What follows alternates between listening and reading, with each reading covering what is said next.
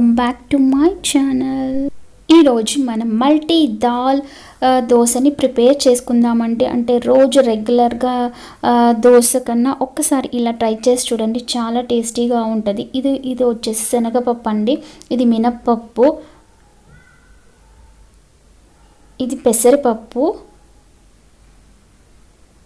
ఇది ఎర్రపప్పు, ఇది వచ్చి కందిపప్పు. ఇక్కడ నేను కొద్దిగా అటుకుల్ని కూడా తీసుకున్నానండి. ఇక్కడ ఒక పావు టేబుల్ స్పూన్ వరకు మెంతులు అండి. ఇది ఒక పెద్ద కప్ బ్రౌన్ రైస్ అండి. అంటే మీరు నార్మల్ రైస్తో అయినా చేసుకోవచ్చు, నేను మాత్రం ఇక్కడ బ్రౌన్ రైస్ని యూస్ చేస్తున్నానండి.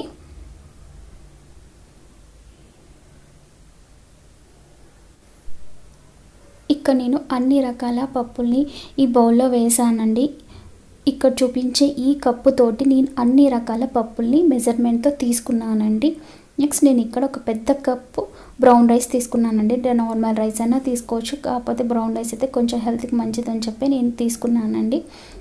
ఇక్కడ పావు టేబుల్ స్పూన్ వరకు మెంతులు. నెక్స్ట్ నేను ఇక్కడ అటుకుల్ని తీసుకున్నానండి. అటుకులు కూడా ఇవి ఆర్గానిక్ అటుకులు అండి. చూసారా కొంచెం బ్రౌన్ షేడ్లో ఉన్నాయి. ఇవన్నిటిని చక్కగా వాష్ చేసుకొని కొద్దిగా వాటర్ అనేది యాడ్ చేసుకొని జస్ట్ 5 to 6 hours సోక్ చేసుకుంటే సరిపోతుంది. 4 to 5 hours సోక్ చేసుకున్న తర్వాత ఒక చిన్న అల్లం ముక్క, ఒక 4-5 పచ్చిమిర్చి కలిపి మనం మిక్సీ పట్టుకోవాలండి. ఇక్కడ మన multi dal dosa batter ready అయిపోయిందండి. ఇక్కడ నేను కొద్దిగా సాల్ట్ని యాడ్ చేశాను, కొద్దిగా జీరా కూడా యాడ్ చేశానండి. జీరా వచ్చేసి ఆప్షనల్. దీంట్లో కాస్త సన్నగా కట్ చేసుకున్న ఆనియన్స్, కొత్తిమీర, పుదీనా, కరివేపాకు అవన్నీ కూడా వేసుకోవచ్చండి. అదంతా టోటల్గా ఆప్షనల్, మీ ఇష్టం. కాకపోతే అవన్నీ వేసుకొని చేసుకుంటే చాలా మంచి టేస్ట్ అనేది వస్తుందండి. చూసారా ఇలా ఈ కన్సిస్టెన్సీ వచ్చేంత వరకు కొద్దిగా వాటర్ కూడా యాడ్ చేసుకొని ఆ బ్యాటరీని మనం చేసుకోవాలండి. ఇక్కడ నేను దోశ వేసేస్తున్నాను.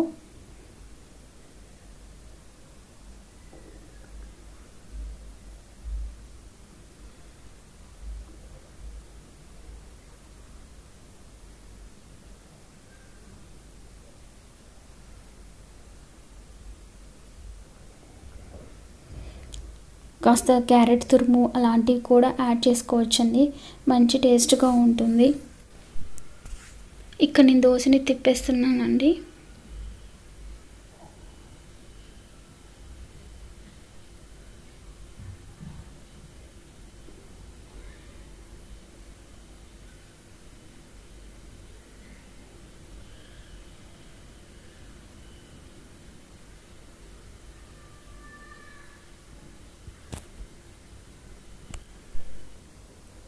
అంతే అండి, మన యమ్మీ మల్టీ దాల్ దోశ రెడీ అయిపోయింది.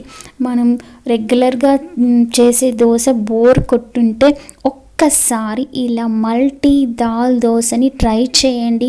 చాలా యమ్మీగా డిఫరెంట్గా చాలా బాగుంటుందండి. మీరందరూ ట్రై చేసి చూడండి, ఎలా వచ్చిందో అనేది నా కామెంట్స్లో షేర్ చేయండి.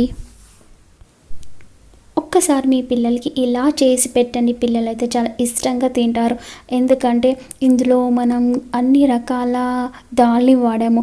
మనం మామూలుగా నార్మల్గా దోశలో అయితే ఒక్క మినపప్పుని వాడతాం, ఇందులో అన్ని రకాల దాల్స్ని వాడాం కాబట్టి దీంట్లోంచి మనకు అన్ని రకాల ప్రోటీన్స్ కూడా వస్తాయి.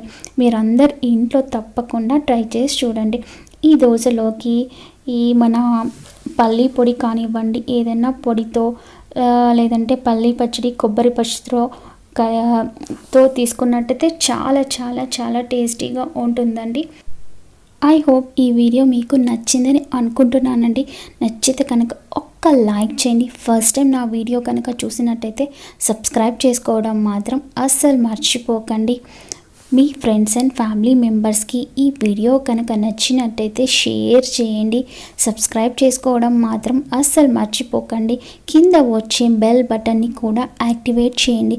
అలా చేయడం వల్ల నేను చేసే ప్రతి ఒక్క వీడియో మీకు నోటిఫికేషన్ ద్వారా వస్తుంది. Thank you for watching.